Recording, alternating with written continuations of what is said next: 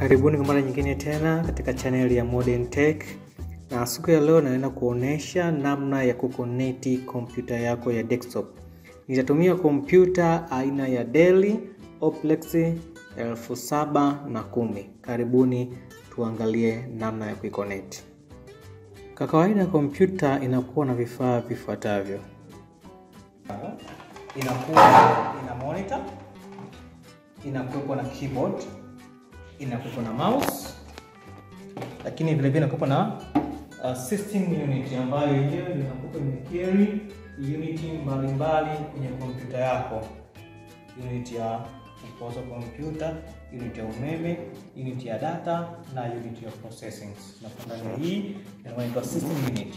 Kuna ambao wanakosea wanaita CPU, lakini CPU ni kifaa kidogo ambacho kipo ndani ya kompyuta, ile yenyewe inaitwa system unit. Na vile vile tunakuwa na nyaya mbalimbali, nyaya za power, moja kwenda kwenye system unit, moja kwenye desktop, na waya moja kwa video connect computer na system unit na monitor. Sio lazima unakuwa na waya kama huu, japokuwa huu unaitwa VGA, video graphics array, unakuwa na HDMI au unakuwa na DVI au S-video au HDMI. Ila kwa leo tutumia waya wa VGA. So connect, cha kwanza hakikisha kompyuta yako imekaa sawa kulingana na mtumiaji unataka kutumia. Ikishapangwa vizuri, utachomeka nyaya ya mouse ambayo inatumia USB port, kwenye USB port. Chomeka waya wa keyboard kwenye port ya USB. Ukichomeka waya wa video na kuufunga vizuri.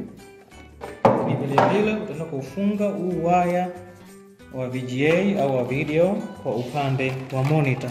Hakikisha umeingia vizuri, na mara baada ya kuingia vizuri umebanwa vizuri na hizi screw zake kama unatumia VGA. Kama unatumia HDMI unaochomeka tu ukiwa umeingia vizuri inatosha. Mara baada ya kuchomeka hizo nyaya, utaweka zile nyaya za power, waya wa power wa monitor, utauchomeka hapo na kwenda kuchomeka ukutani au kwenye socket yako au kwenye extension cable yako. Mara baada ya kuchomeka, utachomeka vile vile waya wa power kwenye system unit yako na kwenda kuchomeka vile vile kwenye extension yako.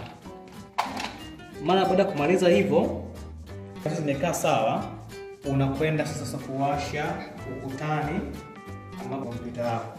Yaani mara baada ya kujiridhisha kila waya umekaa sawa, ndio unakuja kuwasha hapo.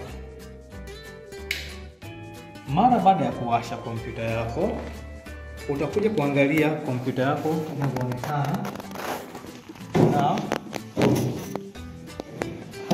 utabonyeza button ya kuwasha kompyuta hivi na kuwasha monitor yako hapa. Mara baada ya kuwasha vitu vyako vyote, kompyuta yako kuwaka na itatoa logo ya kompyuta husika, na utaanza kuona kompyuta yako ina load window kama window hivyo. Kwa hiyo ndugu, hiyo ndo namna ya kuconnect kompyuta na kuiwasha kwa mara ya kwanza. Karibuni sana.